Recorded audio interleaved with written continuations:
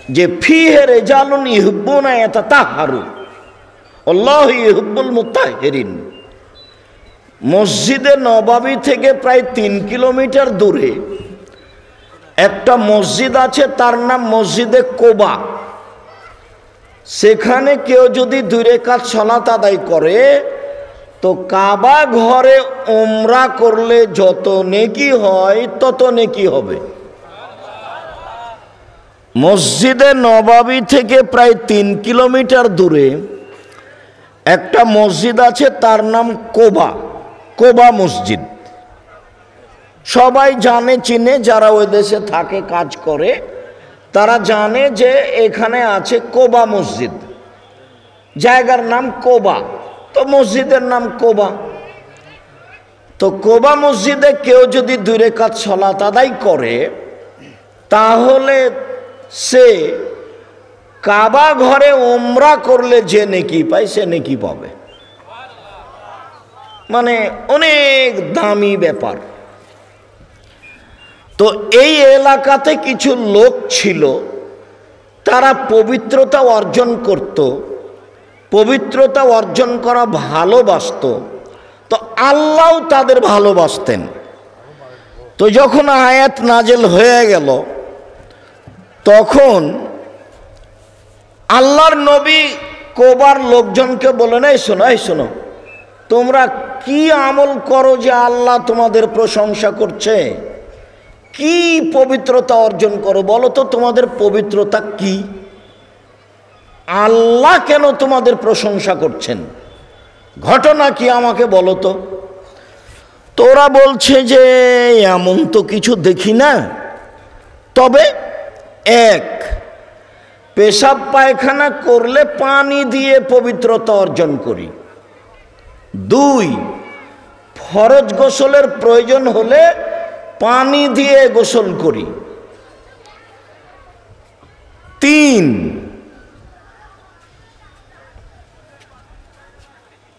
অজু করে সালাত আদায় করি, তায়াম্মুম করি না সহজে। ও আচ্ছা আচ্ছা আচ্ছা, এই কারণে আল্লাহ তোমাদের পবিত্রতার প্রশংসা করছে। 1 পেশাব পায়খানার পরে পানি দিয়ে পবিত্রতা অর্জন করে, 2 ফরজ গোসল পানি দিয়ে করে, তায়াম্মুম করে শেষ করে না, 3 অজু করে সালাত আদায় করে, মানে এই কাজগুলিতে পানি ব্যবহার করে। তখন আল্লাহ খুশি হয়েছেন, ওরা পবিত্রতা ভালোবাসে আর আল্লাহ যারা পবিত্রতা অর্জন করেন তাদেরকে ভালোবাসেন। এই আয়াতে ভারত, বাংলাদেশ, পাকিস্তানের লোকেরা যেটা বুঝলো, 1 শ্রেণীর মানুষ, সেটা সাহাবীগণ বুঝেননি বা তারা সে আমল করেনি। তারা কি বুঝলো? তারা বুঝলো যে শোনো শোনো, পবিত্রতা মানে হলো এই যে আগে ঢেল টিস্যু পেপার নিতে হবে, 40 কদম হাঁটতে হবে, পায়ের উপরে পা উঠাতে হবে, খক খক করে কাশতে হবে, তাহলে হলো ভালো পবিত্রতা। তখন আল্লাহ বলবেন যে হ্যাঁ ঠিক হয়েছে, এবার ভালো হয়েছে। সহিহ হাদিসে আসলো, আয়াত যখন নাজল হয়ে গেল, এই ছেলে বসো, আয়াত যখন নাজেল হয়ে গেল যে ওখানে কিছু লোক আছে, বলেন তো কোথায়? কোবায়, যারা পবিত্রতাকে ভালোবাসে। আর যারা পবিত্রতাকে ভালোবাসে আল্লাহ তাদের ভালোবাসেন। তখন আমাদের নবী কোবার লোককে বলেন, এই শোনো, এই কোবার লোকেরা, তোমরা কি করো গো যে আল্লাহ তোমাদের প্রশংসা করেন? আমরা তো কিছু করি না, কি পবিত্রতা অর্জন করি? হ্যাঁ, পেশাব পায়খানার পরে পানি ব্যবহার করে পবিত্রতা অর্জন করি, 1, 2 ফরজ গোসল পানি দিয়ে করি, 3 অজু করে পানি দিয়ে অজু করে সালাত আদায় করি। হ্যাঁ ঠিক, তোমাদের এই কারণেই আল্লাহ তাআলা প্রশংসা করছে। তো ভালো, হাদিসও সহি, আয়াতও সহি স্থানে আছে। ভারত, বাংলাদেশ, পাকিস্তানের এক শ্রেণীর মাওলানা বা সাধারণ জনগণ বুঝে নিল যে আরে পবিত্রতা এইটা নয়, পবিত্রতা হলো পেশাব করার পরে ঢেল টিস্যু পেপার নিতে হবে, 40 কদম হাঁটতে হবে, পায়ের উপরে পা উঠাতে হবে, খক খক করে কাশতে হবে, তারপরে পানি দিয়ে পবিত্রতা অর্জন করতে হবে, তখন হলো প্রশংসা। এমনটা আল্লাহ রাসূল করেননি, সাহাবীও করেননি, পৃথিবীর কোনো মানুষ করেননি। এর প্রমাণে দলিল পেশ করা যাবে না। 40 কদম হাঁটতে হবে বা দাঁড়িয়ে থাকতে হবে, পায়ের উপরে পা উঠাতে হবে। বিষয় যদি এমন হয় তাহলে মহিলা কি করবে? তাহলে কি মহিলাও ঢেল নিয়ে 40 কদম হাঁটবে? তাহলে মহিলাও কি পায়ের উপরে পা উঠাবে? ধর্ম পাগল হয়নি, ধর্ম রাজশাহী চাঁপাইনবাবগঞ্জের হাওয়াই লাড্ডু নয়। বলে হিসাব মুহাম্মদ সাল্লাল্লাহু আলাইহি সাল্লামের কাছে ফিরে যেতে হবে। ধর্ম মানলে পৃথিবীর কোনো মানুষের 5 পয়সা দাম নাই। মানুষ তো বহুদূরের কথা, বুজুর্গানের দিন তো বহুদূরের কথা। স্বয়ং ওমর রাদিয়াল্লাহু তাআলা আনহু যদি এই কথা বলেন তা বাতিল হবে। উমর মানে কে? উমর মানে উমর যে রাস্তা দিয়ে হাঁটতেন সে রাস্তা দিয়ে শয়তান হাঁটত না। আল্লাহ নবী নিজে বলছেন, বুখারী মুসলিমের হাদিস, উমর তুমি যে রাস্তা দিয়ে হাঁটো ও রাস্তা দিয়ে শয়তান হাঁটে না। অথচ উমর তাকে এক থাপ্পড় মারতে পারবেন এরকম ক্ষমতা উমরের ভিতরে নেই। ও তো ভিন্ন পদার্থের জিনিস, শয়তান ভিন্ন পদার্থের নয়, তাকে দেখা যায় না। তোমার তাকে মারবেন কি করে? উমর রাদিয়াল্লাহু তাআলা আনহু যদি কোনো কথা বলেন সেটা যদি রাসূলের না হয় তাহলে তা বাতিল হবে। পেশাব শেষে পানি দিয়ে পবিত্রতা অর্জন করুন। আব্দুর রাজ্জাক সাহেব ফোটা ফোটা পেশাব আসে যে মনে হলো আসলো না কি 20-40 ঘন্টা পরে যদি ঢেলটা ফেলেন তবুও মনে হবে যে আসলো নাকি। তার মানে সন্দেহ পড়ে গেছেন আপনি। শয়তান এখন খালি বারবার বলছে এই যে পেশাব এলো, এই যে পেশাব এলো, এই যে পেশাব এলো। মহিলাদেরকে আমি বলি যে স্বামীর সাথে সুন্দর করে সংসার করলে 2টা কাজ করবেন না। এক, অভিমান করবেন না। অভিমান মানে হ্যাঁ ঈদ বকরিতে তুমি একটা ভালো কাপড় কিনে দাও না। অভিমান মানে তুমি একটু এখানে সেখানে, দিনাজপুরের এটা কি স্বপ্নপুরী বেড়াতে নিয়ে গেলে না। তো এরকম যখন অভিমান করবে মহিলা, যখন হবে না তখন শয়তানকে বলবে তোর স্বামী তোর কিছুই করেনি, তোর স্বামী তোর কিছুই করেনি। তাহলে তুমি জীবনে কিছুই করনি। শয়তান যা বলে বলে দিবে ওগুলো সব ও স্বামীর সামনে কি করবে? বলবে। শয়তান তার ভিতরে ওগুলো বলাই, তখনও বলে। আর প্রতিবাদ করা হবে না স্বামীর সামনে। হ্যাঁ তুমি এ কথা বললে কেন? তুমি আমার মাকে গালি দিলে কেন? আমার মা তোমাকে কি বলেছে সেটা তুমি এ কথা বললে কেন? কেন তুমি আমাকে কথা বলো? তোমার সংসারই করবো না, তালাক দিয়ে দাও তুমি। তখন শয়তানকে বলে দেখলি এই যে তোকে এইভাবে বললো, তোকে এইভাবে বললো, তোকে এইভাবে বললো। সারা দিন মহিলাকে তখন শয়তান কি করবে? খালি ঠেলে নিয়ে বেড়াবে, ঠেলে নিয়ে বেড়াবে। তখনও প্রতিবাদ করতেই থাকবে। দিয়ে দেখা যাবে একটু পরে, তখন বা 1 ঘন্টা পরে বা 2 দিন পরে স্বামী বলবে যা যা তালাক, তালাক, তোকে 100 তালাক দিলাম, তোকে 1000 তালাক দিলাম, যা। এগুলো শয়তানে করায়। এগুলো কে করায়? শয়তানে করায়। কত জায়গাতে যে কোরআন মাজিদে আল্লাহ বলছেন যে অন্যায়কে শয়তান ন্যায় করে দেখায়, খারাপকে শয়তান ভালো করে দেখায়। এটাই কাজ শয়তানের। যাইয়ানা, খারাপটাকে সুন্দর করে তোলে, খারাপটাকে সুন্দর করে তোলে। যার জন্য জীবনেও যেন কোনোদিন কোনো মহিলা স্বামীর সংসারে অভিমান না করে আর প্রতিবাদ না করে, এইভাবে বলবে, তাহলে শয়তান সুযোগ পাবে না। যাহাই দিবেন তাহাই পরিব, যা খাওয়ার ব্যবস্থা করবেন তাই খাবো, আমার পক্ষ থেকে কোনো প্রকার অভিযোগ আপত্তি থাকিবে না। আমি গ্রামের মহিলা, একটু লবণ ভাত, পান্তা ভাত, রংপুরের ভাষায় কড়কড়াতেই যথেষ্ট, এত কিছু লাগবে না। তখন শয়তান আর সুযোগ পাবে না, শয়তান তখন বলবে যে গেলাম। তো যারা এইভাবে পেশাবের পথে যায়, সারা দিন তাকে শয়তান মাঠে নিয়ে বেড়াবে। আর শয়তান সব সময় লেগে আছে পেশাব পায়খানার পথ দিয়ে, পেশাব পায়খানার কথা বলে শয়তান কোটি কোটি মানুষকে রাসূলের সুন্নাত থেকে সরিয়ে দিয়েছে।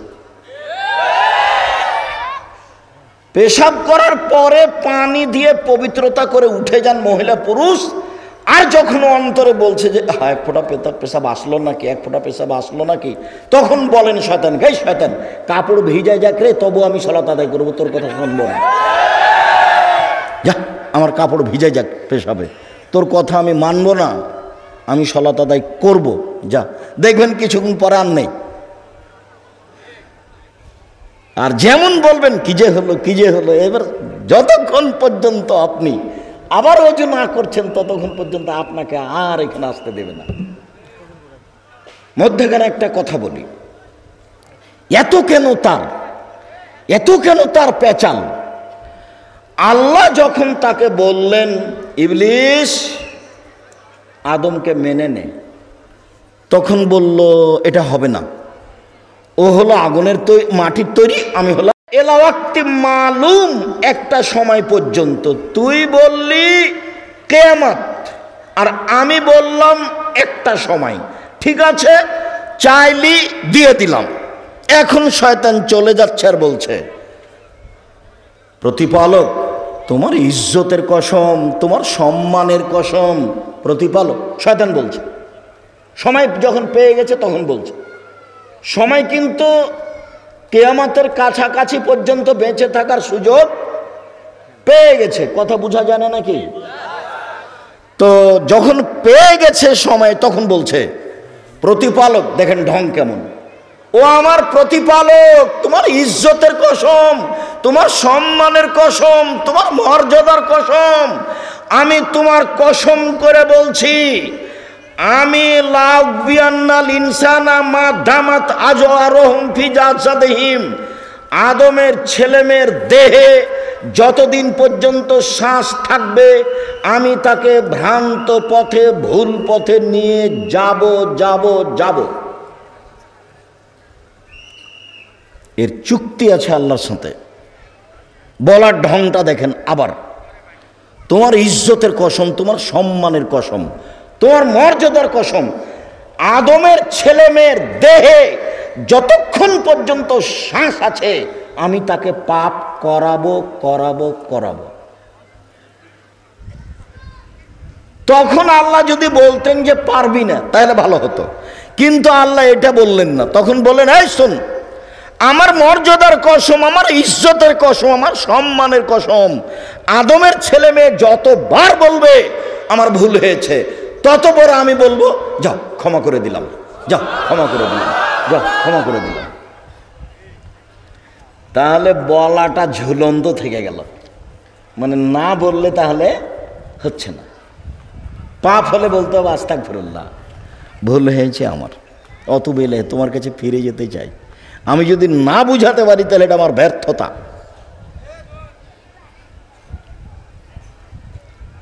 আল্লাহর সাথে চুক্তি করে বের হচ্ছে শয়তান, আমি ওকে ভুল পথে নিয়ে যাবই, মিনিটের মধ্যে আমি তাকে 100 তালাক দেওয়াবো বউকে।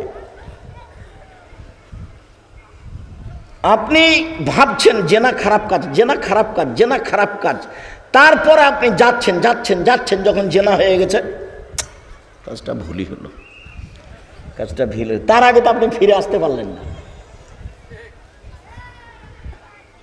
শতবার আব্দুর রাজ্জাক সাহেবের বক্তব্য শুনে কান ধরেছে, আর কোনো বড় মোবাইলে ল্যাংটা মেয়ে দেখবো না। একবারে কান ধরে কসম করে ঘুমাতে গেছে। তো ঘুমের পরে একটু বলছে দেখি, আবার একটু দেখি, তো আবার মোবাইল। শয়তানের ভিতরে আছে। যদি 40 ঘন্টা পরেও ঢেল টিস্যু পেপার ফেলে, তবুও শয়তান তাকে বলবে যে এই যে পেশাব আসলো, এই যে পেশাব আসলো, এই যে পেশাব আসলো। তো ওকে কিভাবে ঠেকাবো? বলবো যে আমি অজু করেছি ভালো করে, নবী যেভাবে বলেছেন, এখন আমার পেশাবে কাপড় ভিজে যাক, তুই সর এখান থেকে, আমি সালাত আদায় করবো, তারপরে কোনো কথা। তখনও থামবে। ইহুদির কাছে তার কোনো কাজ নেই, ওরা সবাই জাহান্নামে যাবে। খ্রিস্টানের কাছে তার কোনো কাজ নেই, ওরা সবাই জাহান্নামে যাবে। হিন্দুদের কাছে তার কোনো কাজ নাই, ওরা সবাই জাহান্নামে যাবে। যারা শিয়ে, যারা কাদিয়ানি, যারা মুরজিয়ে, যারা জাহামিয়ে, লাখো কোটি মুসলমান পৃথিবীতে, তারা জান্নাতে যাবে না। ওদের কাছে শয়তানের কোনো কাজ নেই। যারা বলছে কোরআন মাজিদ পড়বো, মাদ্রাসায় পড়বো, যারা বলছে 5 ওয়াক্ত সালাত আদায় করব, শয়তান এখানে, ওর কোনো জায়গা নাই, ঘুরে এখানে এসেছে। ওকে তো ওর জিদ বহাল করতে হলে হিন্দুর কাছে যাবে? ওর প্রয়োজন আছে ওকে জাহান্নামে নিয়ে যাওয়ার? ও তো গেছে। খ্রিস্টানের কাছে যাবেও? ও তো গেছে। ইহুদির কাছে যাবে? যাবে না। আবু মালিক আশআরী রাদিয়াল্লাহু তাআলা আনহু, এই ছেলেরা, এই যারা তোমরা একটু চলাচল করছো, দেখো তো এই যে 2-1 জন হাঁটছে, যে মোটরসাইকেলটা স্টার্ট দিয়ে তুমি যাই, তুমি একটু দেখো না, তোমার চোখে একটু আসে না? এই মুরব্বী যারা আপনারা দায়িত্ব আছেন, যারা দায়িত্ব আছে, তাদের পরিবর্তন করে দেন, ওদের দিয়ে হবে না। ওদের এখান থেকে পাহারা দিতে হবে, এখান থেকে পাহারা দিতে হবে। সম্মানিত দ্বীনী ভাই বোন, আবু মালিক আশআরী রাদিয়াল্লাহু তাআলা আনহু বলেন, আত-তাহুরু শাতরুল ঈমান, পবিত্রতা অর্ধেক ঈমান। এই ছেলে, এদিকে খেয়াল করো। পবিত্রতা অর্ধেক ঈমান, ওযু অর্ধেক ঈমান, পবিত্রতা অর্ধেক ঈমান। তোমার গায়ের কাপড়টা ময়লা হয়ে আছে, তোমার কাছে পবিত্রতা নেই। তোমার মা তোমার ছোট ভাইয়ের, ছোট বোনের কাপড়গুলো পরিষ্কার করে দেয় না, তোমার মা উপযুক্ত মা নয়, ও পবিত্রতা বুঝে না। ওযু হলো অর্ধেক ঈমান। তো সালাত, সিয়াম, যাকাত, কোরআন তেলাওয়াত, তাসবিহ, তাহলিল, দান সব মিলে হলো অর্ধেক, আর ওযু হলো অর্ধেক। তাহলে কি সাধারণ জিনিস হলো? দুনিয়াতে যত ইবাদত আছে সব একদিকে থাকলো অর্ধেকে, আর ওযু থাকলো অর্ধেকে। হাদিস বুখারী মুসলিম। তারপরে বলছেন, সুবহানাল্লাহি ওয়াল হামদুলিল্লাহি ইয়ামলাআনে মা বাইনাস সামাওয়াতি ওয়াল আরজ। মানুষ যদি মুখে সুবহানাল্লাহ, আলহামদুলিল্লাহ বলে, তাহলে আকাশ জমিনের মধ্যে যে ফাঁকাটা আছে নেকিতে পূর্ণ হয়ে যাবে। আল্লাহ দিবেন, তার রহমতের অভাব নেই। যার কারণে দোকানে বসে আড্ডা পিটা হবে না, দোকানে বসে কারো বদনাম গীবাত করা হবে না। আপনি এশার সালাত আদায় করে মাথায় টুপি দিয়ে দোকানে বসে আর একজনের বদনাম করেন, আর ওইদিকে টিভিতে ল্যাংটা মেয়ে নাচে, এটা আপনার কেমনে শোভা পায়? এটা আপনার কি করে হতে পারে? আপনি একজন ভালো মানুষ, নিজেকে বলুন তো দেখি, আমি ভালো মানুষ? এই ছেলেরা, তোমরা যারা বড় মোবাইলে দিন রাত ল্যাংটা মেয়েকে দেখছো জেনা অবস্থায়, তুমি কি বলতে পারো আমি শিক্ষিত ছেলে? তুমি কি বলতে পারো যে সমাজের দায়িত্ব আমি পালন করবই, সমাজ গড়বই, দেশ গড়বই, জাতি গড়বই? তুমি জেনা নিয়ে দিন রাত ঘুরো বেটা, আর মুখে বলো জাতি গড়ব। দেশ গড়ব ফাইজলামি করো, অত সহজ?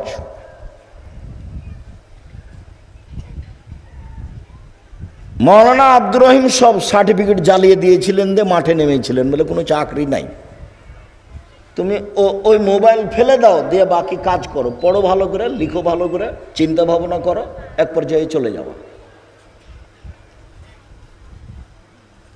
আর ছোট্ট তোমাকে নমুনা দিই, ছোট্ট নমুনা, যে পারবা তার ছোট্ট নমুনা আমাকে দিয়েই বলি।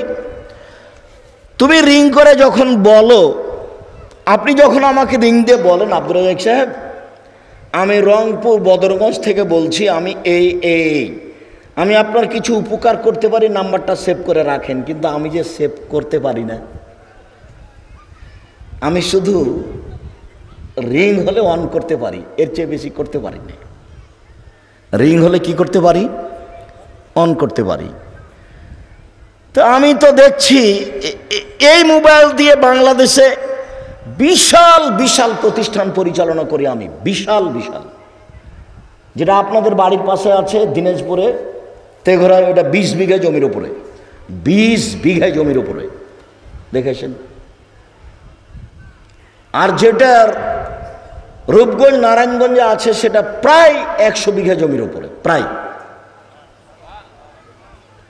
যেটা রাজশাহীতে আছে, সামনে বৃহস্পতিবার শুক্রবার সম্মেলন রাজশাহীতে, ওর বক্তৃতা দিতে আসছেন মদিনা বিশ্ববিদ্যালয় থেকে 5 জন। আর দেশের যারা বড় বড় বিদ্বান আছে তারা আছেন। আর বিষয় হলো মুহাম্মদ সাল্লাল্লাহু আলাইহি সাল্লামের জীবনী, পুরো জীবনী তুলে ধরা হবে। এক একটা অংশ এক একজন বলবেন, কেউ কাউকে উঠাতেও পাবে না, নামাতেও পাবে না, কারো প্রশংসা নাই, কারো বদনামও নেই। যার যতটুকু বিষয় দেওয়া আছে সে জাতির সামনে আগে লিখে পাঠিয়েছে, সেটা জাতির সামনে বলে চলে যাবে। ভিন্ন ধরনের বক্তব্যের মাঠ হলো সালাফি কনফারেন্স। রাজশাহীতে একটা মেয়েদের প্রতিষ্ঠান গড়ছে, জায়গা নেওয়া হয়েছে, ওরা লিখে দিয়েছে, তাতে জায়গা হলো 60 বিঘা, 33 শতকের বিঘায়। আপাতত ছাত্রছাত্রী প্রায় 5000, শিক্ষক শিক্ষিকা প্রায় 300 জন, যার প্রতি মাসে বেতন লাগে 32 লক্ষ। আর যোগাযোগের মাধ্যম হলো এই মোবাইল। দেশ বিদেশে তো যাই, স্বাভাবিকভাবেই যাই, আলহামদুলিল্লাহ। মোবাইল হলো এটাই। তোমাকে একটা ছোট্ট নমুনা পেশ করলাম, যে একে ফেলে দিয়ে যদি মানুষ হতে চাও, দিন রাত মেয়েকে ল্যাংটা অবস্থায় দেখে তুমি কি মানুষ হতে চাও? তুমি তো একটা পশু প্রাণীর মতো। বুঝে না ওরা অন্তর আছে, বুঝে না, দেখেও দেখে না ওরা চক্ষু আছে, দেখে না, শুনেও শুনে না ওরা কান আছে, শুনে না। ওরা পশু প্রাণীর মতো, ওরা গরু ছাগলের মতো, ওরা কুকুর শ্রীগালের মতো, বরং তার চেয়ে খারাপ। তুমি কি করতে পারো জাতির? দিন রাত অন্যায় করে। মুরব্বী, আপনি কি করতে পারেন দিন রাত সিগারেট খেয়ে, জর্দা খেয়ে, তামাক খেয়ে? কি করতে পারেন? এই তো আপনার কর্ম। আর এই ছেলে, তোমাদের দাবি হলো যে কবরের উপরে ফুল চাপিয়ে বলছে যে কবরকে সিক্ত করলো। কবরে যে আছে তাকে পিটিয়ে একাকার করে দিল কিনা সেটা তার হুঁশ নাই। ও কবরে ফুল দিয়ে কি করলো? কবরকে সিক্ত করলো। যে একেবারেই যে বোকামি! এ কোন ধরনের কথা? স্কুলের সিমেন্ট পাটের খাম্বা তৈরি করে বলছে এটা শহীদ মিনার। ইয়ে আবার কেমন কথা? হেডমাস্টার সাহেব, এটা কি? আপনি আমাকে কি দেখাতে চাচ্ছেন? 90 সাল থেকে আছে হেডমাস্টার সাহেব মাঠে, 90 সাল থেকে। জাতি আমাকে কিছু বলবে এরকম সুযোগ আমি কাউকে কোনোদিন দিইনি। তবে আমি মানুষ, ভুলের ঊর্ধ্বে নই, তবে আমি কাউকে সুযোগ দিইনি। আপনি আসেন, সপরিবারে আসেন। আর রংপুরে আসলে আমার ছোটকালের একটা কথা মনে পড়ে। 1976 সালে আমি লেখাপড়া করব বাহিরে বলে বাড়ি থেকে বের হয়েছিলাম। একেবারে প্রথম শ্রেণীর দিকে পড়া মাদ্রাসায় 1976 সালে। তো যখন আমি চাঁপাইনবাবগঞ্জ ট্রেন স্টেশনের কাছে গেলাম, বসে আছি, তো যারা আমাকে নিয়ে গেছে তারা প্রথমে আমাকে ভয় দেখাচ্ছে। এই যে ট্রেন ঢুকলো, তার শব্দ মনে হচ্ছে যে একবারে মাটি সব ভেঙে চুরে ফেলবে। তো ওরা আমাকে বলছে যে এই কথা বলিস না, নাহলে ট্রেন ধরে নেবে। তো ওরা যেটা বলছে সেটা আমি শুনছি। তো দেখি যে ট্রেনে সবাই ওরাই কথা বলছে। বলে তোমরা যে কথা বলছো, তো তোমাদের কি ট্রেন ধরে নেয় না? মানে ট্রেন মানুষকে ধরে নিবে ওটা বলেছে, আমি শুনে নিয়েছি। তো যখন আমি উঠে বসেছি, তখন কালো আকৃতির একটা লোক, অন্ধ, দেখতে পায় না, খুব উঁচু লম্বা জোয়ান, খুব ভালো কণ্ঠ, মনে হচ্ছে যে এখনই বলছে। রংপুর জেলাতে হলো আশ্চর্য ঘটনা। গ্রামের নামটি লক্ষণবাড়ি, বদরগঞ্জ থানা। নাম তার সুরেনবাবু। নাম তার সুরেনবাবু, বড়ই মান্যমান। সেন্দুক ভরা টাকা তাহার, গোলা ভরা ধান, তাহার কন্যা ফুলো মালা আসমানের ইচ্ছে। গোটাটাই আমার মুখস্থ ছিল। ওর মুখের দিকে তাকিয়ে আমার এমনি মুখস্থ হয়ে। তো যখনই রংপুর বদরগঞ্জ বলে, তখন আমার মাথায় এই কথাটা জাগে। ভুলে আছি, বছর মাস ভুলে আছি। যখনই বলে রংপুর বদরগঞ্জ, ওহরে রংপুর বদরগঞ্জ। রংপুর জেলাতে হলো আশ্চর্য ঘটনা। গ্রামের নামটি লক্ষণবাড়ি, বদরগঞ্জ থানা। নাম তার সুরেনবাবু। কোথায় যে আছে। তো আপনাদের সাথে আমার আন্তরিকতার অভাব নেই। সময় মতো আসতে পারিনি, মনে কিছু নিয়েন না। পবিত্রতা অর্ধেক ঈমান। আলহামদুলিল্লাহ, সুবহানাল্লাহ বললে আকাশ জমিন নেকিতে ভরে যায়। ভুলেও দোকানে বসে আড্ডা পিটবেন না। সলাত আদায় করে বাসায় যাবেন, 2-1 আয়াত কোরআন মাজিদ পড়বেন, সুবহানাল্লাহ আলহামদুলিল্লাহ কিছু বলবেন, 10 বার দিয়ে শুয়ে যাবেন। মরা লাগবে। বসে দেখেছিলাম একদিন বয়স 40, দেখি এখন 60। কয়দিন পরে দেখবো আর নেই। এই হলো জীবন। তারপরে তিনি বললেন, আসাদকাত বুরহান, দান হলো দলিল। কোনো ইবাদত দলিল নয়, দান মাত্র দলিল। বিচারের মাঠে আমি বলবো আমি জান্নাত পাবো। আল্লাহ যদি আমাকে বলেন কেন, তো আমি বলবো যে আমি যে জান্নাত পাবো তার দলিল আছে আমার কাছে। কি দলিল? এই যে দান করেছি। তারপরে তিনি বললেন, না সলাত নূরুন, সলাত হলো আলো, নামাজ হলো আলো। বিচারের মাঠে খুব অন্ধকার থাকবে, বিচারের মাঠ কোনো কিছু দেখা যাবে না, একেবারে অন্ধকার। তো যার সলাত কবুল হয়েছে ওর জন্য হবে আলো। অসাবর জিয়া, ধৈর্য হলো আলো। সব কাজে ধৈর্যের পরিচয় দিতে হবে। আসরের সলাতের পরে আব্দুল রাজ্জাক সাহেব নেই। আরে ছাড়ো, মিথ্যা কথা বলছে, এরা দাওয়াতই দেয়নি। মাগরিবের পরেও নেই। আর চলো, সব মিথ্যা ধোঁকাবাজ। আমার কথাই হয়তো তার সাথে এমনি বলছে। একটু দেখি ঘটনা কি। এনারা বলছেন যে রাস্তায় আসছেন, 2টার সময় বের হয়েছি। রাস্তাঘাটে ভ্যান রিক্সা বেশি, গাড়ি চলে না। প্রাণপণে চেষ্টা করছি আসার, কিন্তু ধৈর্য কুলালো না। যার যা মনে লাগলো সে তা বলে নিয়ে চলে গেল। অসাবর দিয়ে তারপরে বলছেন, অল কোরআন হুজ্জাতুন লাকা ওয়া আলাইকা। কোরআন তোমার পক্ষেও হতে পারে, কোরআন তোমার বিপক্ষেও হতে পারে। আবু হুরায়রা রাদিয়াল্লাহু তাআলা আনহু বলেন, রাসূল সাল্লাল্লাহু আলাইহি ওয়াসাল্লাম বললেন, আলা আদুল্লুকুম মায়ামুল্লাহু বিল খাতায় ওয়ারফা'উ দারাজাত। সঙ্গী সাথী, পৃথিবীর মানুষ শুনে রেখো, আমি কি তোমাদের এমন একটা কথা বলে দিব না যাতে পাপ মিটে যাবে, মান বেড়ে যাবে, যাতে পাপ মিটে যাবে, মান বেড়ে যাবে, যাতে পাপ মিটে যাবে, মান বেড়ে যাবে। বলেন না সেটা কি? বলেন দেখি। পাপ মিটে যাবে, মান বেড়ে যাবে কি করলে? শোনো, এক, এসবাগুল অজু, ভালো করে অজু করলে। বারবার কথাটা আসবে, ভালো করে অজু করলে। 2, কাসরাতুল খুতা ইলাল মাসাজিদ, পায়ে হেঁটে মসজিদে গেলে। 3, ইন্তেজারুস সালাত বাদা সালাত, এক সালাতের পরে আবার কখন সালাতের টাইম হবে মর্মে অপেক্ষা করলে। তাহলে 3টে কাজ। পাপ মিটে যাবে, মান বেড়ে যাবে, পাপ মিটে যাবে, মান বেড়ে যাবে। 1, সুন্দর করে অজু করলে। 2, পায়ে হেঁটে মসজিদে গেলে। 3, সালাতের জন্য অপেক্ষা করলে মনে থাকবে না? মনে হয় পাপ মিটে যাবে, মান বেড়ে যাবে। আব্দুল্লাহ ইবনে আব্বাস রাদিয়াল্লাহু তাআলা আনহু বলেন যে আল্লাহর নবী একদা বললেন যে আল্লাহ তাআলা আমাকে বলছেন মুহাম্মদ, তো আমাদের নবী বলছেন জি, হাল তাদরি ফিমা ইয়াকতাসিমুল মালাউল আলা, মুহাম্মদ আপনি কি বলতে পারেন উপরে কি নিয়ে হইচই হচ্ছে? একটু মধ্যখানে আল্লাহ এবং জিবরাইল আমাদের নবীকে ডাকতেন মুহাম্মদ বলে। জিবরাইল বলেছেন মুহাম্মদ এটা করেন, এটা করেন। আল্লাহ আমাদের নবীকে বলেছেন মুহাম্মদ এই এই এই। তা আল্লাহ আমাদের নবীর কি নামে ডেকেছেন? মুহাম্মদ। আর সাহাবীগণ বলতেন আল্লাহর রাসূল, আল্লাহ রাসূল বলেছেন, আল্লাহ রাসূল দিয়েছেন, আল্লাহ রাসূল খেয়েছেন।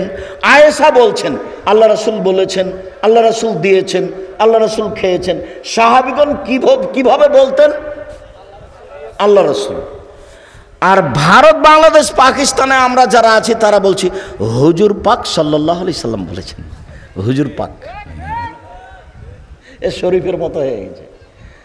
আল্লাহ বলছেন কোরআন মাজিদ আর হুজুর বলছেন কোরআন শরীফ। হুজুর পাক কথা বাতিল, হুজুর পাক নেই। পৃথিবীর সব মানুষ বলবে আল্লাহ রাসূল বলেছেন, রাসূল সাল্লাল্লাহু আলাইহি সাল্লাম বলেছেন, আল্লাহ রাসূল বলেছেন, আল্লাহ রাসূল দিয়েছেন, আল্লাহ রাসূল খেয়েছেন। আল্লাহর রাসূল বলে কথা বলতে হবে। আল্লাহ বলছেন মুহাম্মদ বলতে পারেন উপরে কিনে হইচই হচ্ছে? নাম জি হ্যাঁ আমি বলতে পারি। ফিল কাফারাত, ওপরে হইচই হচ্ছে ফেরেশতাদের মাঝে। কি করলে পাপ মিটে যাবে, কি করলে পাপ মিটে যাবে, কি করলে পাপ মিটে যাবে, এই নিয়ে হইচই হচ্ছে, এই নিয়ে হইচই হচ্ছে। তো কি করলে পাপ মিটে যাবে বলেন তো দেখি।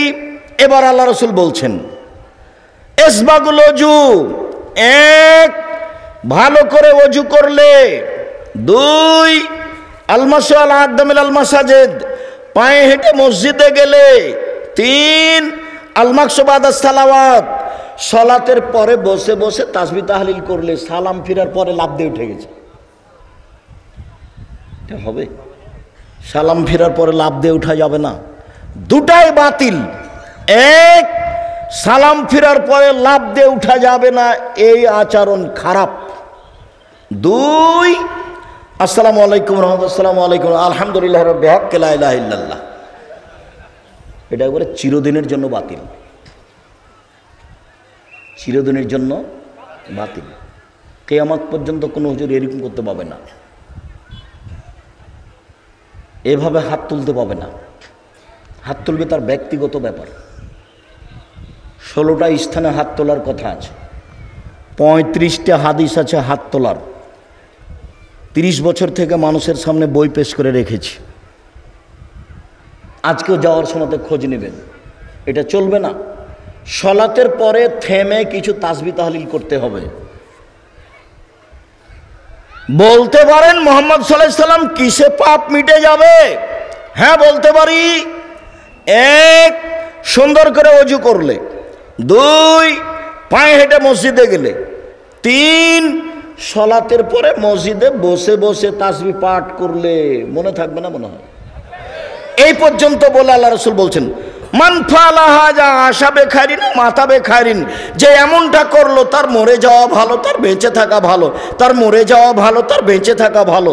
যে এমনটা করলো তার মরে যাওয়া ভালো, তার বেঁচে থাকা ভালো। তারপরে কি থামছেন? আরো বলছেন ওয়াকানা মিন খাতিয়াতিহি কায়ামিন ওয়ালাদাত উম্মুহু, তারপরে লোকটা হয়ে গেল সেই দিনের মতো যেদিন তার মা তাকে জন্ম দিয়েছে। তারপরে লোকটা হয়ে গেল সেই দিনের মতো যেদিন তার মা তাকে জন্ম দিয়েছে।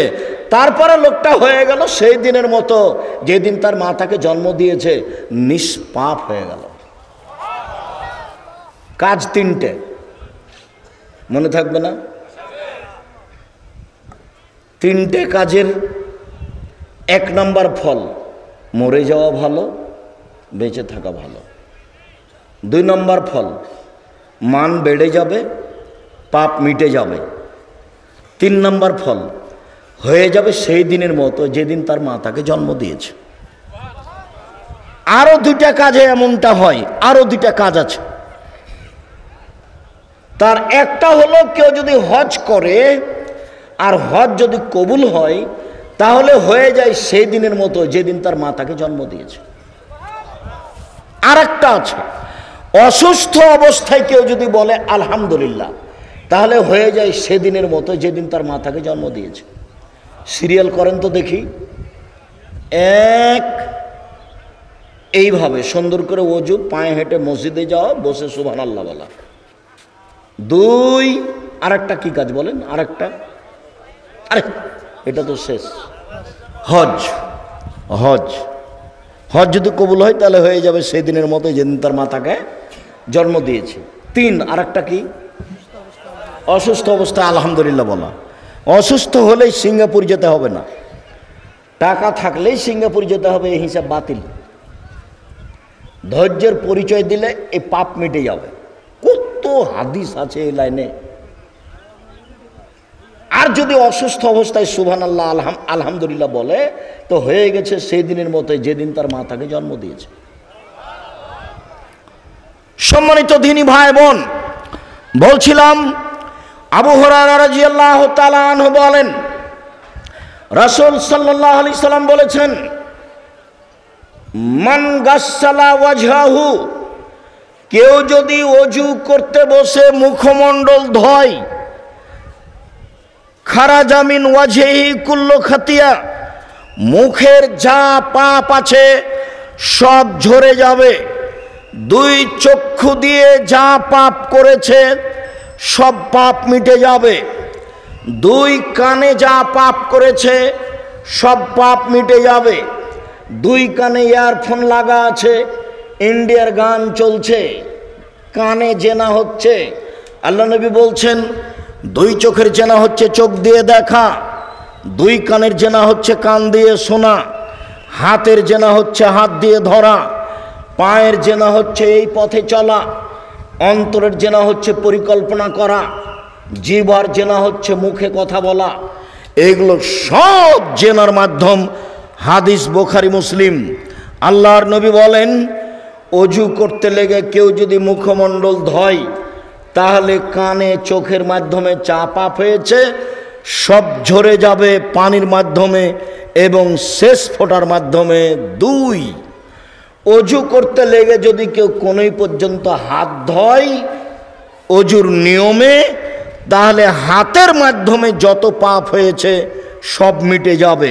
তিন, ওযুর শেষে কেউ যদি পা ধয় তাহলে পায়ের মাধ্যমে যে পাপ হয়েছে সব পাপ মিটে যাবে।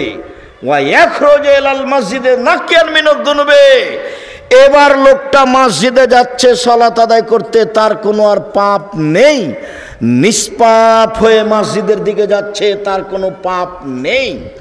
আবু হুরায়রা রাদিয়াল্লাহু তাআলা আনহু বলেন, আল্লাহর নবী বলেছেন, আল উযু ইয়াকফিরু মা কানা ক্বাবলাহু, ওযু অতীতের সব পাপকে মিটিয়ে দেয়। ওযু অতীতের সব পাপকে মিটিয়ে দেয়। ওযু অতীতের সব পাপকে মিটিয়ে দেয়। আর সালাতটা তার জন্য নফল হিসাবে দাঁড়ায়, মানে মান বেড়ে যায়। সালাতটা তার জন্য নফল হিসাবে দাঁড়ায়, মানে মান বেড়ে যায় ওযু। উবাদা ইবনে সামিত রাদিয়াল্লাহু তাআলা আনহু বলেন, রাসূল সাল্লাল্লাহু আলাইহি ওয়াসাল্লাম বলেছেন, as-salawatul khams ইফতারাজাহুন্না আল্লাহু তাআলা, ফামান আহসানা ওযুহুন্না ওয়া সাল্লা লিওয়াক্তিহিন্না ওয়া আতামা রুকুহুন্না সুজুদাহুন্না, কেউ যদি 5 ওয়াক্ত সালাতে সুন্দর করে ওযু করে, সময় মতো সালাত আদায় করে, সূর্য ওঠার সময়তে ফজরের সালাত আদায় করলে কি সময় মতো হলো? সূর্য ডুবার পূর্বে আসরের সালাত আদায় করলে কি সময় মতো হলো? কেউ যদি সুন্দর করে ওযু করে, সময় মতো সালাত আদায় করে, রুকু সিজদা পূর্ণ করে, কানা আলাল্লাহি লাহু আহাদুন, আল্লাহর সাথে তার একটা চুক্তি হয়ে যায়। আল্লাহর সাথে তার একটা চুক্তি হয়ে যায়, আল্লাহ তাকে ক্ষমা করবেনি। আবার কথাটা বুঝতে হবে। এই ছেলে, এদিকে লক্ষ্য করো তো আমি কি বলছি। কেউ যদি সুন্দর করে ওযু করে, এক, সময় মতো সালাত আদায় করে, দুই, সুন্দর করে রুকু করে, তিন, সুন্দর করে সিজদা করে, চার, এখন আল্লাহর সাথে একটা চুক্তি হয়েছে। আল্লাহ এখন তাকে বলছে, এই বান্দা শোন, তোর সাথে আমার একটা চুক্তি হয়ে গেল, আমি তোকে জান্নাত দিব, ঘোষণা দিলাম। এবার আল্লাহ রাসূল বলছেন, ফাইনাল ইয়াফাল, এমনটা যদি কেউ না করে, সুন্দর করে ওযু না করে, সুন্দর করে সময় মতো সালাত আদায় না করে, রুকু ভালোভাবে না করে, সিজদা ভালোভাবে না করে, আল্লাহর সাথে তার কোনো চুক্তি নেই। লাম ইয়াকুন আলাইহা আহাদুন, আল্লাহর সাথে তার কোনো চুক্তি নেই, আল্লাহর সাথে তার কোনো চুক্তি নেই। ইনশা আযাবাহু ওয়া ইনশা গাফারা লাহু, চাইলে ক্ষমা করে দিবেন, চাইলে শাস্তি দিয়ে দিবেন, চাইলে ক্ষমা করে দিবেন, চাইলে শাস্তি দিয়ে দিবেন, কোনো চুক্তি নাই। মনে থাকবে না যে মনে হয়। সুন্দর করে ওযু, সময় মতো সালাত, সুন্দর করে রুকু, সুন্দর করে সিজদা। এবার আমার সাথে চুক্তি হয়েছে কার? আল্লাহর। আমাকে উনি কি দিবেন? কিসের চুক্তি হলো? জান্নাত দিবেন। যারা এমনটা করে না তার সাথে চুক্তি হয়নি। আল্লাহ চাইলে এখন কি করবেন? ক্ষমা করে দিবেন, চাইলে শাস্তি দিবেন। বলছিলাম ওযু, খুব খেয়াল করে থাকবেন। ওযু একটি ভিন্ন ধরনের ব্যতিক্রম ইবাদত। ওযু একটি ভিন্ন ধরনের ব্যতিক্রম ইবাদত। রাসূল সাল্লাল্লাহু আলাইহি সাল্লাম যা বলেন, মুকবিলান আলাইহিমা বিকালবি ওয়াজহি, মনে প্রাণে ভয় ভীতি নিয়ে 2 রাকাত সালাত আদায় করে, ওয়াজাবাত লাহুল জান্নাহ, সে জান্নাতে যাবেই। আবু হুরায়রা রাদিয়াল্লাহু তাআলা আনহু বলেন, আল্লাহর নবী বলেছেন, লা তুকবালু সালাতুন বিগাইরি তাহুরিন ওয়ালা সাদাকাতুন মিন গুলুলিন, ওযু ছাড়া সালাত কবুল হবে না, অবৈধ পয়সা দান করলে কবুল হবে না, আত্মসাতের পয়সা দান করলে কবুল হবে না, বিশ্বাসঘাতকতা করে দান করলে কবুল হবে না, দায়িত্ব নিয়ে সরকার থেকে নিচ পর্যন্ত, নিচে থেকে উপর পর্যন্ত বিগত সরকার যা দেখিয়েছে, দেশের উন্নয়নের নামে কোটি কোটি টাকা মানুষ আত্মসাৎ করেছে, মসজিদ মাদ্রাসায় দান করেছে, করছে। এই সব পয়সা আল্লাহর দরবারে কবুল হবে না। বুখারী মুসলিমের হাদিস, ওযু ছাড়া সালাত কবুল হবে না, অবৈধ পয়সার দান কবুল হবে না, বিশ্বাসঘাতক যারা, আত্মসাৎকারী যারা, গাদ্দার যারা, তাদের দান কবুল হবে না। মনে রাখা ভালো হবে, আত্মসাৎ করে থাকে মসজিদের সভাপতি, মাদ্রাসার সভাপতি, স্কুল কলেজের প্রিন্সিপাল, বিশ্ববিদ্যালয়ের vice chancellor, chairman, member, MP, মন্ত্রী, যারা রাস্তাঘাট তৈরি করব বলে কন্ট্রাক্ট নিয়ে থাকে, যারা বড় বড় ব্যবসায়ী মালিকের অধীনে ব্যবসা করে, সেলসম্যান হিসাবে থাকে, আত্মসাৎ এরাই করে। এদের মাধ্যমে আত্মসাৎ হয়ে থাকে। একটা বাক্য আত্মসাতের আসলো, তাই আর একটা বাক্য বলে রাখছি, মনে রাখবেন। এই ছেলে, কিছুক্ষণ অপেক্ষা করবেন, দাঁড়িয়ে আমাকে কাজ দেখাবেন না। আমি আপনার চেয়ে বেশি ক্লান্ত আছি, আমি আপনার চেয়ে অনেক বেশি ক্লান্ত আছি। আমি এমনিতেই গতকাল আমি দুবাই থেকে ঢাকায় নেমে জুমার খুতবা দিয়েছি। জুমার খুতবা দিয়ে কোথায় প্রোগ্রাম ছিল, প্রোগ্রাম করেছি, প্রোগ্রাম করে রাতে রাতে প্রতিষ্ঠানে গেছি রাজশাহী, সকালে ক্লাস নিয়েছি, বাসায় এসে অফিসে ঢুকে আরও কত কী কাজ ছিল সেগুলো করেছি। তারপরে গোসল করে সলাত আদায় করে সামনে একটু খেয়ে গাড়িতে উঠেছি। এখন পর্যন্ত আমি আসতেই আছি। আপনি হেঁটে বেড়াবেন সেটা আমি দেখব? আপনার মতো নোংরা লোককে আমি দেখতে চাই না। জাতির যদি রাস্তাঘাট করে দিতে না পারি, জাতির যদি স্কুল কলেজ করে দিতে না পারি, জাতিকে চূড়ান্ত সঠিক ধর্ম দিতে পারবো ইনশাআল্লাহ। ধর্মের ব্যাপারে জাতিকে ফাঁকি দিনি। 32 বছরে 34 বছরে কোনোদিন কেসা কাহিনী বলিনি। 90 সাল থেকে না আজ পর্যন্ত কোনোদিন মাঝহাব নিয়ে কথা বলিনি। পুরো জীবন চ্যালেঞ্জ করলাম, একদিন নয়, 1 ঘন্টা নয়, একটা বাক্য মাঝহাব নিয়ে কোনোদিন বলিনি। ওই পাতায় পড়ি না, পাতাটা ছিঁড়ে দিয়েছি। যারা পড়ছে তারাই পড়ুক, যারা মানুষের বদনাম করছে তারাই করুক, আল্লাহ তাদের হেদায়েত দান করুক। যারা মানুষের পিছনে লেগে আছে তারাই লেগে থাক, আল্লাহ তাদের হেদায়েত দান করুক। ফেসবুকে কারো পিছনে কিছু বলা প্রয়োজন মনে করি না, কাউকে বলিও না যে একে কিছু বলেন, ও যদি আমাকে ধুয়ে ছেড়ে দেয় আমি মুখ খুলব না। ওর কত বড় হাইকোর্ট আর কত বড় জজ কোর্ট আমি বিচারের মাঠে দেখব ইনশাআল্লাহ। যেদিন তার হাইকোর্ট জজ কোর্ট কিছুই থাকবে না, ফেসবুক তার জজ কোর্ট, ইউটিউব তার হাইকোর্ট, এখানে সব কিছু করে নিল। ধর্ম অত সহজ নয়। সম্মানিত দিনী ভাই বোন, আপনি দোকানে বসে আড্ডা পিটবেন, আমি আব্দুর রাজ্জাক বিন ইউসুফের কথা বলবো, তখন আপনি ভালো মানুষ এই ধারণা আপনি করিয়েন না। এ ধারণা আপনার ঠিক নয়। আমি আপনার জন্য এসেছি, এত পথ অতিক্রম করে আমি আপনার জন্য এসেছি। আপনি কেন ওখানে থাকবেন? কি দেখাতে চান আপনি আমাকে? আপনার কাছে কি বিদ্যা আছে? আপনার পরিবারটা আমার কাছে পরিচয় দেন তো। আপনার পরিবার কি করে? কিসের বলে আপনি এত কিছু ভাবেন? কি আপনার ভাবার এমন আছে? সম্মানিত দিনী ভাই বোন, আদি ইবনে উমায়রা বলছেন যে আল্লাহর নবী বললেন, মানিস্তা মালনাহু আলা আমালিন মিনকুম, পৃথিবীর মানুষ শোনো, আমি তোমাদের যাকে বেতন দিয়ে কাজ দিই, শিক্ষক হোক, প্রিন্সিপাল হোক, সভাপতি হোক, যে কোনো লোক যে কোনো জায়গাতে বেতন পায়, তাকে আমি কাজ দিয়েছি, ফাক্কাতামা মিখিয়াতান ফামাফাউকাহু, সে যদি কাজে একটা সুঁচ আত্মসাৎ করে। সুঁচ বুঝেন আপনারা?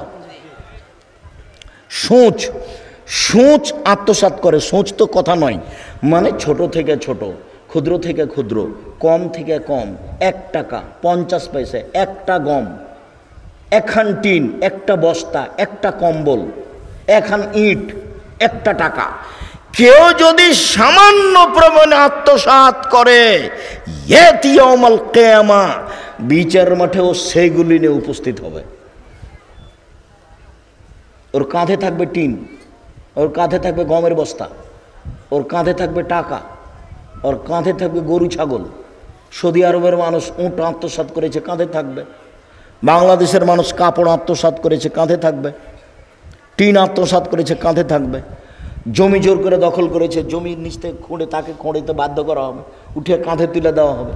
এগুলো নিয়েও ঘুরবে। যদি একদিন ঘুরে 50,000 বছর, যদি 3 দিন ঘুরে তাহলে 1.5 লক্ষ বছর। ও তো বুঝতে পারেনি কিয়ামত কাকে বলে। খায় আর পায়খানা করে আর দিন কাটায়, মনে করে আমি কিছু। কিয়ামত তো এমন কিছু নয়। কবর তো কারো হাতে নেই, কিয়ামত তো কারো হাতে নেই, জাহান্নাম জান্নাত তো কারো হাতে নেই। আল্লাহগুলো সব নিজের হাতে রেখে দিয়েছে।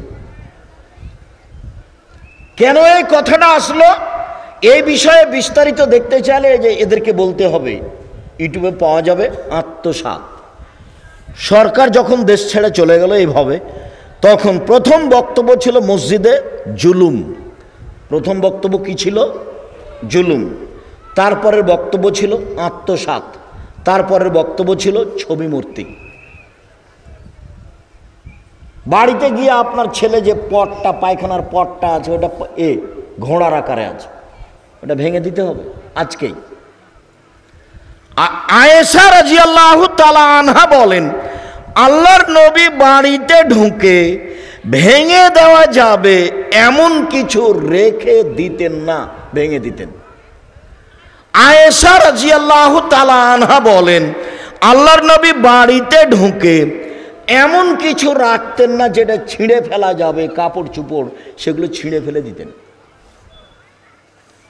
তোমার শুধু স্কুলের ছবিটা, পাসপোর্ট সাইজের ছবিটা ব্যতীত তোমার বাড়িতে আর কোনো প্রকার ছবি মূর্তি থাকবে না, না তোমার বাপের, না তোমার মায়ের, না তোমার বন্ধুর, না তোমার বান্ধবীর, না অ্যালবামে, না বাড়িতে একটাও রাখা হবে না।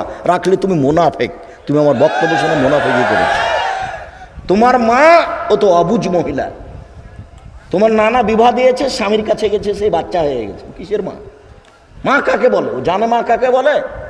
এই ছেলে, এদিকে খেয়াল করো, আগে তোমার মাকে দেখাই মা কাকে বলে, তারপর আবার ফিরে আসছে এখানে ইনশাআল্লাহ। মা হলে চারটে জিনিস লাগে। মা হলে কটা জিনিস লাগে? চারটা জিনিস লাগে।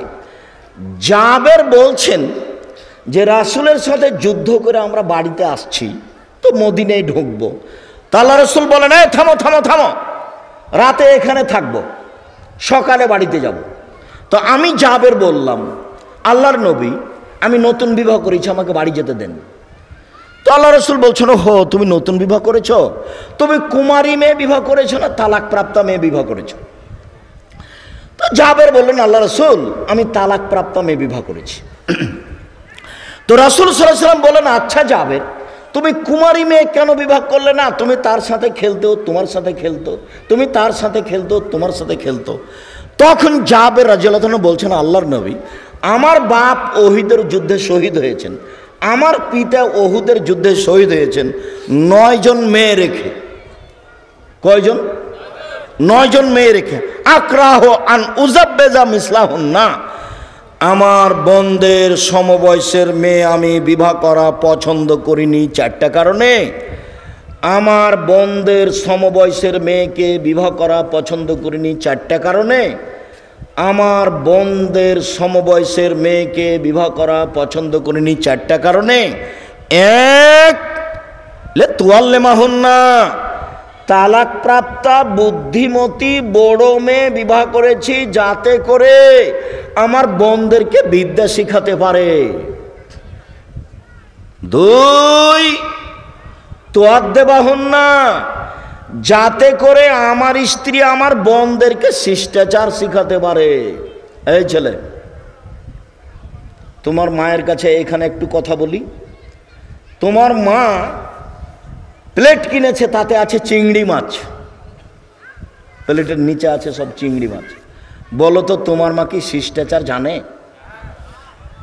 তোমার মা একটা তরকারির বাটি কিনেছে, সে হলো ওটা হলো কাতল মাছ। তোমার মা একটা আয়না নিয়েছে, আয়নাটা হলো রুই মাছ। তোমার মা তোমার ছোট বোনের ছোট ভাইয়ের জন্য কাপড় কিনেছে, সবই কার্টনে পূর্ণ। কথা বোঝা যায় না মনে হয়? এ মা নয়, এ জানে না মা কাকে বলে।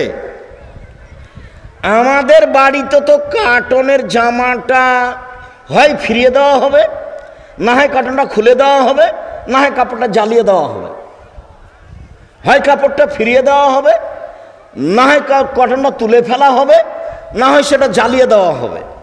এটা তো আমাদের বাসায় থাকতে পারে না। তোমাদের বাসাতে কার্টন পূর্ণ কাপড় তোমার গায়ে এখনই আছে।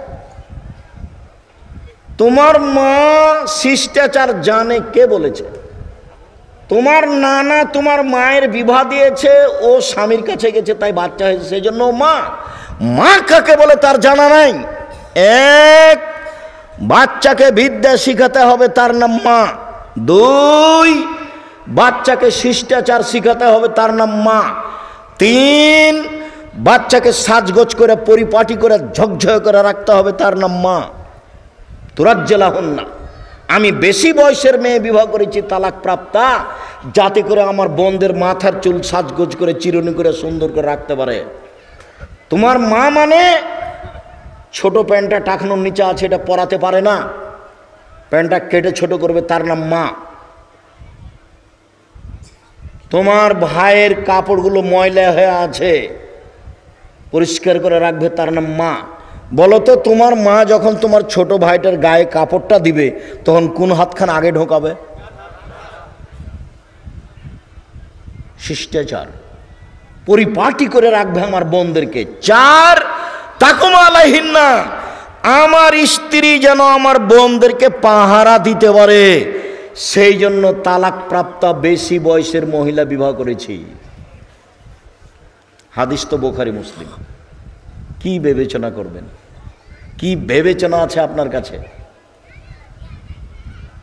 4টে জিনিস আছে যে মহিলার কাছে, সেই হলো মা। আর যদি এরকম না থাকে তো মা না হলো হস্তিনী মা। ও হলো হস্তিনী মা।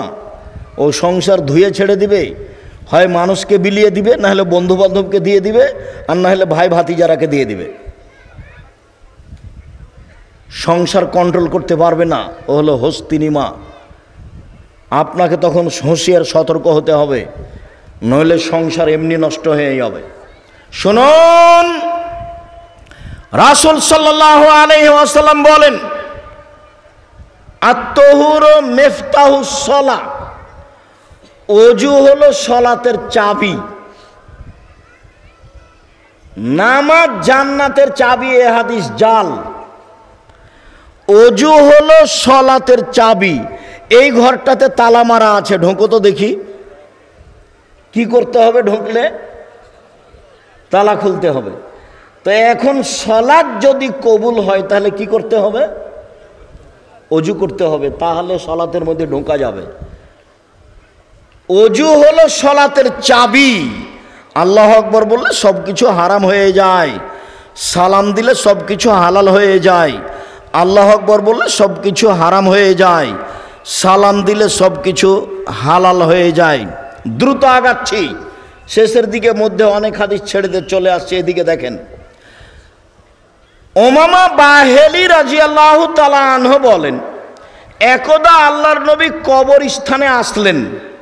কবরস্থানে এসে বলছেন, আসসালামু আলাইকুম দারাল মুমিনিনা ওয়া ইন্না ইনশাআল্লাহু বিকুম লাহিকুনা। ও কবরবাসী, মোমেনদের কবর, তোমাদের উপরে শান্তি নিরাপত্তা নাজিল হোক। অচিরে আমি তোমাদের সাথে মিলে যাব,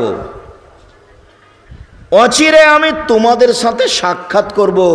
অদত্ত আন্নি আনা আরা ইখওয়ানানা, আমার মনটা চাই আমি আমার ভাইদের দেখি, আমার মনটা চাই আমি আমার ভাইদের দেখি। এই কথা বলার সাথে সাথে সাহাবীগণ বলছেন, আওয়ালাস না ইখওয়ানানা, কি ব্যাপার? আপনি আপনার ভাইকে দেখতে চান যারা কবরে আছে তারা, আমরা কি ভাই নই নাকি আপনার? একটু কথার উলট পালট সাহাবীদের বিবেকে আসলে সাহাবীগণ কথা বলতেন। আল্লাহ নবী, ব্যাপারটা কি? আমরা কি আপনার ভাই নই নাকি? ওরাকে আপনি ভাই বলছেন কেন? তখন আল্লাহ রাসূল বলছেন, শোনো, আনতুম আসহাবি, তোমরা আমার সঙ্গী, তোমরা আমার সাথী, তোমরা আমার সঙ্গী।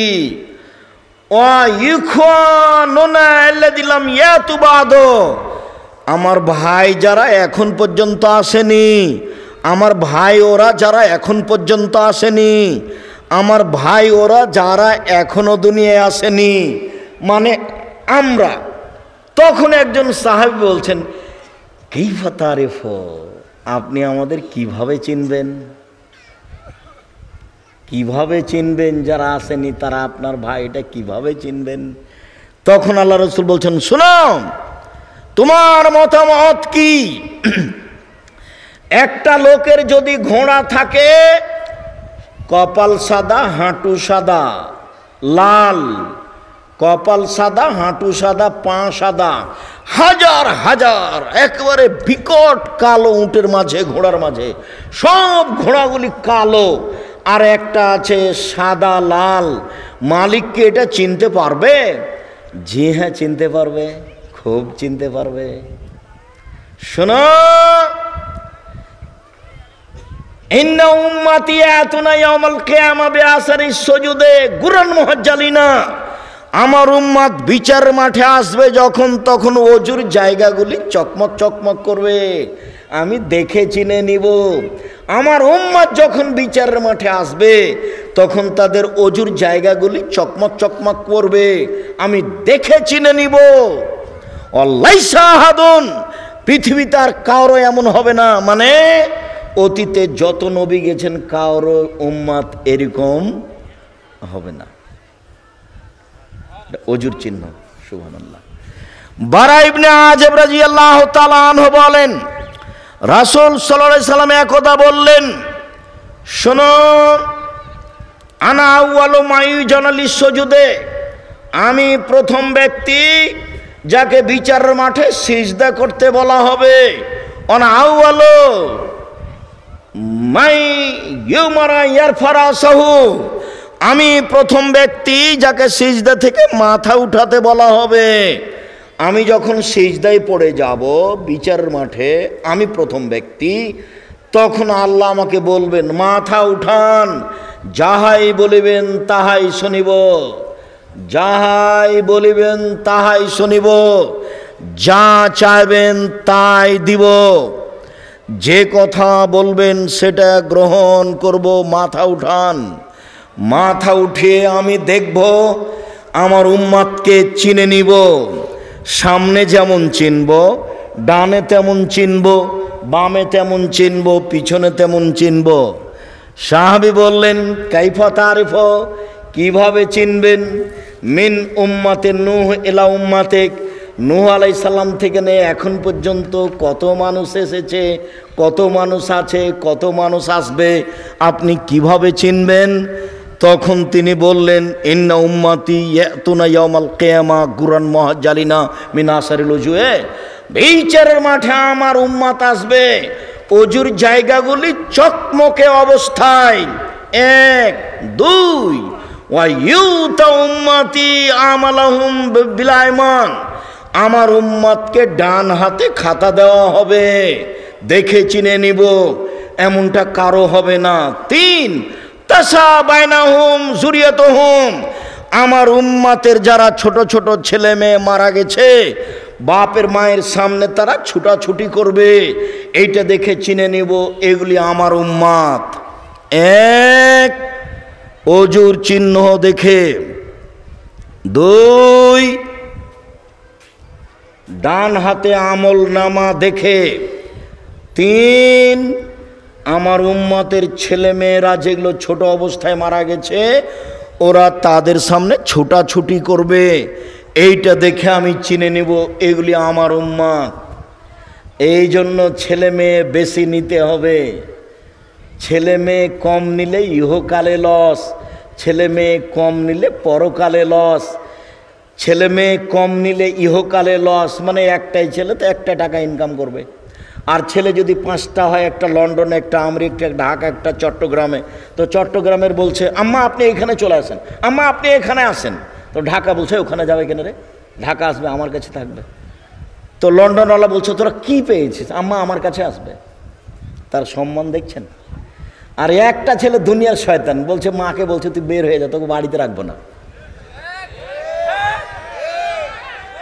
ছেলে বলছে ছেলে মেয়ে বেশি হলে পরকালে লাভ। কিভাবে? যেগুলো ছেলে মেয়ে মারা গেছে সেগুলো আপনার আগে থাকবে। 1 2 হলে যতক্ষণ পর্যন্ত আপনার জান্নাত ঘোষণা না হয়েছে ততক্ষণ পর্যন্ত ওই ছেলে মেয়ে আপনার কাছ থেকে যাবে না। 3 মেয়ে যদি 2টাই হয়, লালন পালনে 2টাই মেয়ে, তাহলে বাপ আর মেয়ে, বাপ আর আল্লাহর নবী একসাথে জান্নাতে এভাবে থাকবেন। এই 2টা আঙ্গুল দেখালেন এবং জমা করে দেখালেন। এই ছেলে শোনো, ভাইজান আপনি শুনেন, মুরব্বি একটু খেয়াল করেন। আল্লাহ নবী বলছেন কেউ যদি ইয়াতিমের লালন পালন করে, ইয়াতিম, তাহলে ওই লোকটা যে ইয়াতিমের লালন পালন করেছে সে আর আমি মুহাম্মদ সাল্লাল্লাহু আলাইহি সাল্লাম জান্নাতে থাকবো একসাথে, তবে একটু ফাঁকা। আর কেউ যদি দুইটা মেয়ের লালন পালন করে বিবাহ শাদী দিয়ে দেয়, সেই বাপ আর আমি জান্নাতে থাকবো একসাথে। কথাটা বলতে না বলতে আর একটা কথা এসে মাথায় ঢুকলো, সেটা বলি, না হলে মানাচ্ছে না। সেটা হলো এই, একজন সাহাবী বলছেন, আমি রাসূলের সাথে রাতে ছিলাম, এখন ঘুমাতে যাব, তো মেশক আর অজুর পানি নিয়ে এসে বললাম, এই নেন মেশক আর অজুর পানি। আল্লাহ রাসূল দেখে খুশি হয়ে গেছে, বাহ তোমার তো বুদ্ধি ভালো আছে, কি চাও একটু চাও তো, কি চাও? খুশি হয়ে বলছেন আল্লাহ নবী। তো সাহাবী বলছেন, আপনার সাথে জান্নাতে থাকতে চাই। তখন আল্লাহ রাসূল বলছেন, না না না না, এটা নয়, এটা নয়, এটা নয়, অন্য কিছু বলো, অন্য কিছু বলো।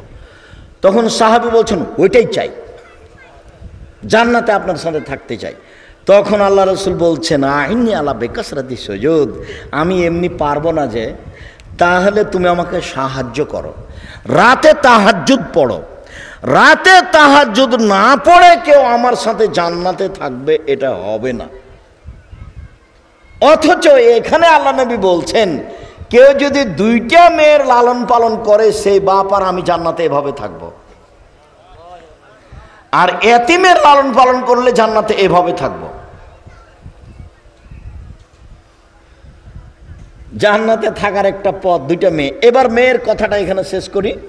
আল্লাহ নবী বলছেন, কেউ যদি তিনটা মেয়ে লালন পালন করে, শিষ্টাচার শিখিয়ে দেয়, বিদ্যা শিখিয়ে দেয়, তাহলে বিচারের মাঠে ওইদিকে থাকবে জাহান্নাম আর এইদিকে থাকবে বাপ, আর মেয়ে তিনটা হবে কুন্নাল্লাহু সিতরান মিনান নার, জাহান্নামে না যাওয়ার জন্য অন্তরাল, মধ্যে থাকবে তিনটা মেয়ে।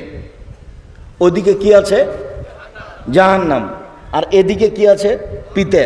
আর মধ্যে আছে তিনটা মেয়ে। তার আগে ফায়সালা হোক যে আমার বাপ জান্নাতে যাবে, তারপরে সরব, তাছাড়া নয়। এর নাম মেয়ে। একটা মেয়ে হয়েছে তো মনটা একটু একটু খারাপ, দুইটা মেয়ে হয়েছে তো মায়েরও মন খারাপ, নানিরও খারাপ, চাচিরও খারাপ, সবারই, ফুপুরাও খারাপ। দাদি বলছে কি করবি, কি করবি, একটা ডিপিএস খোল, একটা কি করবি, কেমন করে বিবাহ দিবি, ডিপিএস করে একটা, দাদি বলছে। আর তিনটে যদি হয় তখন বলছে বউ তালাক দিতে হবে। তোমারই তো স্বভাব খারাপ, তুমি তো আল্লাহকে কিছু বলো না, তোমার তো হিসাব নাই, তোমার বউ এতে কি দায়ী হলো? হ্যাঁ, এ কি মগের মূল্য? এগুলো কি কারো ব্যক্তিগত ব্যাপার? তুমি তোমার বউয়ের উপরে মন খারাপ করো কেন? তিনটা মেয়ে যদি কেউ লালন পালন করে, মনে রেখো ভুলে যায়ও না ভাইজান, আপনি ভুলবেন না। এ দেখেন, তিনটা মেয়ে লালন পালন হলে এরকম হবে। ওইদিকে আছে জাহান্নাম, এদিকে আছে তার পিতা, মধ্যে আছে তিনটা মেয়ে। 10টা ছেলেকে মাস্টার ডিগ্রি পাস করিয়ে সর্বোচ্চ বিদ্যান করে দিলে আপনার 1 পয়সা লাভের কথা আল্লাহ নবী বলেননি। তো পড়াবেন কেন? জন্ম দিয়েছেন এই জন্য। জন্ম দিলে নাম রাখতে হবে কেন? জন্ম দিয়েছেন এই জন্য। 7 দিনের দিন আকিকা দিবেন কেন? জন্ম দিয়েছেন এই জন্য। খাতনা দিবেন কেন? মুসলমানি খাতনা বুঝেন আপনারা? খাতনা দিবেন কেন? জন্ম দিয়েছেন এই জন্য। পড়াবেন কেন? জন্ম দিয়েছেন এই জন্য। ওটা আল্লাহ রাসূল চাপিয়ে দিয়েছে আপনার উপরে, এগুলো সব আপনাকে করতে হবে। 14 দিনে আকিকা দেওয়া যায় না, 21 দিনে আকিকা দেওয়া যায় না, জীবনে একদিন দেওয়া যায় না, এগুলোর সাথে কোনো সম্পর্ক নেই। 7 দিনের দিনই দিতে হবে আকিকা। ছাগল আধা মরা হোক, না হয় কান কাটা হোক, খালি জানটা থাকলেই হবে। আর যখন কুরবানি, তখন তরু তাজা, শিং আছে কি না, দাঁত আছে কি না, মোটা তাজা কি না, দেখতে সুন্দর কি না, ওটাই ছিল নেকির ব্যাপার। এটা হলো যে বাপের জিম্মেদারি, ওটা ছিল নেকির ব্যাপার। টাকা থাকলে করবে, আর এটা টাকা না থাকলে যদি ভিক্ষা করে খায় তবুও করতে হবে। আকিকা বাপকে ভিক্ষা করে খেলো দিতে হবে, বুঝেননি কথা? এটা বাপের জিম্মেদারি। সারাদিন ভিক্ষা করবে, ভিক্ষা করে 5-7 টা 1000 টাকা করে, না হলে কারো কাছে কর্জ নিয়ে বাজারে গিয়ে একটা কানা ছাগল কিনবে, কানা ন্যাংরা, না হলে একটা ভেড়া, ভেড়া বুঝেন আপনারা? ভেড়া কিনবেন। 7 দিনের দিন বাপকে আকিকা দিতেই হবে, যে কোনো মূল্যে দিতে হবে। 7 দিনের দিন বাচ্চার মাথা নেড়ে করতে হবে, ডাক্তার যা বলেছে বলেছে। 7 দিনের দিন বাচ্চার নাম রাখতে হবে, চুল সম পরিমাণ হিসাব করে রূপা ফকির মিসকিনকে রূপা মূল্য টাকা দান করে দিতে হবে। 7 দিনের দিন আকিকা দিতে হবে। দিন শুরু হয় সূর্য ডুবলেই পরের দিন, সূর্য যতক্ষণ ডুবেনি ততক্ষণ আগের দিন। আরে আজ হলো কি বার? শনিবার। আগামীকাল কি? রবিবার। তো রবিবার শুরু হয়েছে কখন থেকে বলেন তো? সূর্য ডোবার পর থেকে। আরবি এটা হিসাব। তো এখন রাতে যদি বাচ্চা জন্ম নেয় তো রবিবার, সন্ধ্যায় জন্ম নেয় তো রবিবার, 12টায় জন্ম নেয় তো জন্ম নেয় সোমবার। এই হলো 7 দিনের দিন। ভিক্ষা করে নিয়ে এসে আকিকা দিতে হবে, দিতেই হবে।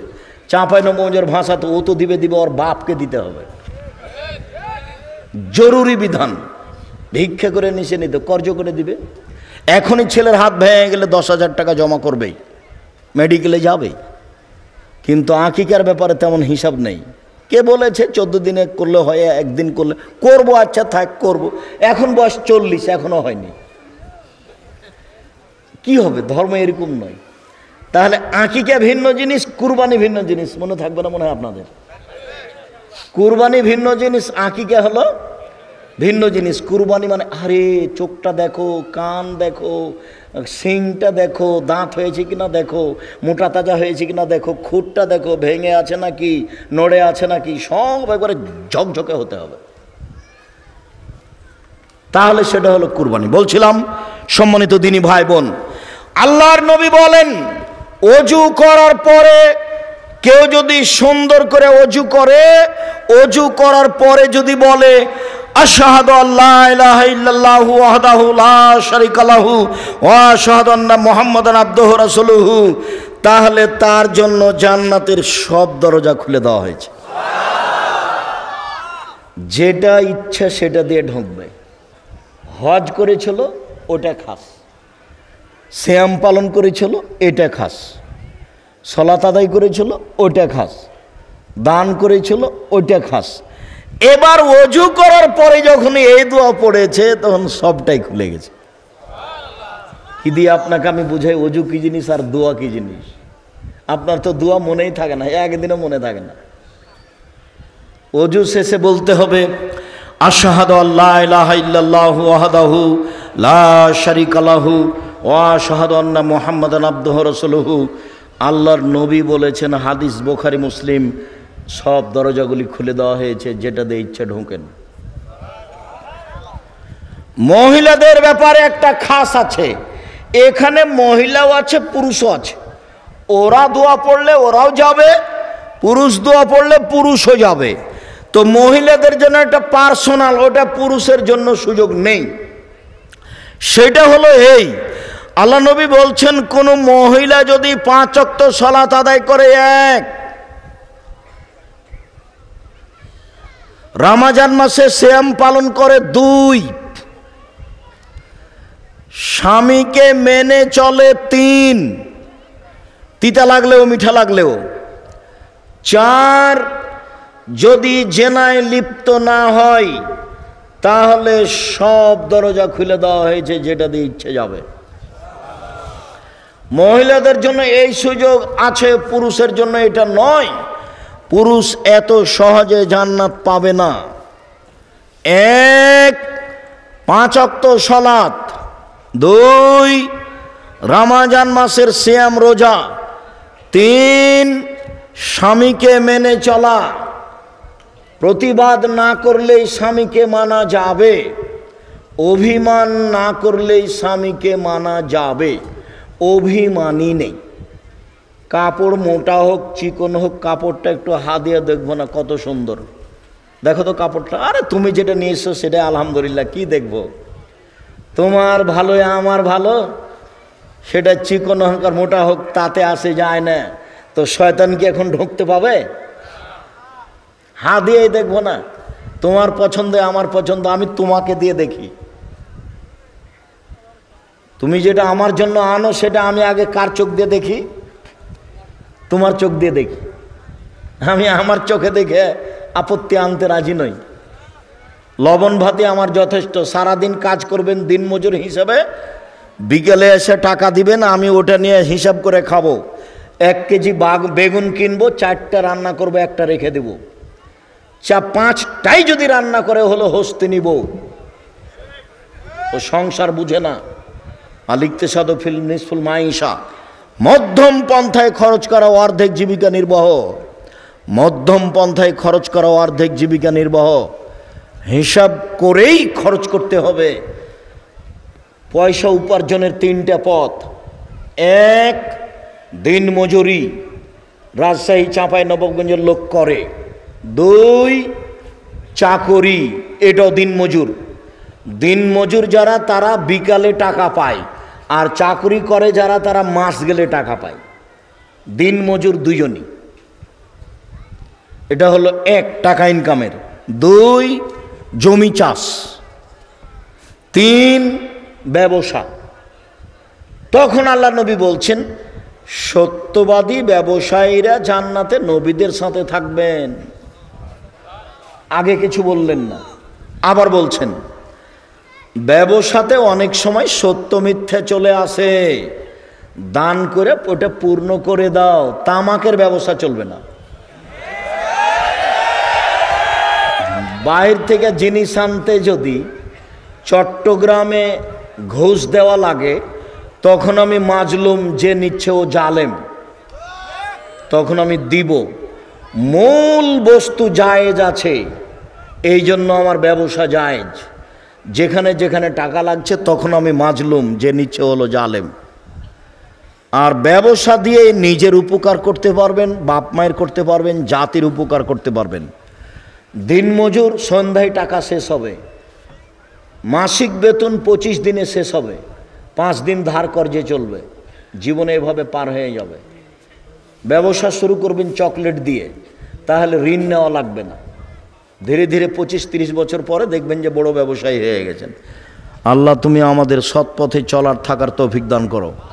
তোমার নবী মুহাম্মদ সাল্লাল্লাহু আলাইহি ওয়াসাল্লাম হুজুর যে কথা বলেছে সেই নেকি আমাদের অর্জন করার সুযোগ করে দাও। সম্মানিত দিনী ভাই বোন, এখানে আজান হবে, সালাত হবে। যাওয়ার পূর্বে আমিও আব্দুল্লাহর বক্তব্য শুনতে ভালোবাসি, আব্দুল্লাহর বক্তব্য শুনি, তার বই পুস্তক লিখা দেখি। সবার প্রিয় আপনার ছেলে, আল্লাহ ওইরকমই করুক। আর আছে মিন্নাতুল বারি, বুখারীর ব্যতিক্রম ব্যাখ্যা। সবাই মিন্নাতুল বারি নিয়ে যাবেন।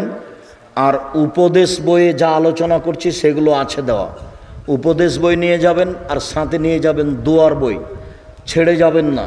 টাকা এভাবে আসে আর চলে যায়। টাকা যদি নাই থাকে তাহলে আল ইতিসাম পত্রিকা একটা নিয়ে যাবেন। এমনি কেউ যাবেন না, অন্তত 30টা টাকা কারো কাছে নিয়ে একটা ইতিসাম পত্রিকা হাতে নিয়ে যাবেন। আমি উপস্থিত বৈঠকের দিনী মুসলিম ভাই বোনকে আল্লাহ রাসূলের নীতি অনুযায়ী চলার অনুরোধ জানিয়ে, সুন্দর করে অজু করে 2 রাকাত সালাত আদায় করে রাতে আল্লাহর কাছে ক্ষমা চাওয়ার এবং প্রয়োজনীয় জিনিস চাওয়ার অনুরোধ জানিয়ে আপাতত আজকের কথা এখানে শেষ করছি। সুবহানাকাল্লাহুম্মা ওয়া বিহামদিকা।